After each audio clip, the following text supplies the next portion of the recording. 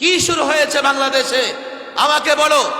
আজ পর্যন্ত দেখলাম না বাংলা বইয়ে গণিত সংযুক্ত হয়েছে, বিজ্ঞানের বইয়ে ভূগোল সংযুক্ত হয়েছে, অথচ আমাকে দেখতে হচ্ছে ইসলামী শিক্ষা বইয়ে দেব দেবীদের ছবি সংযুক্ত হয়েছে।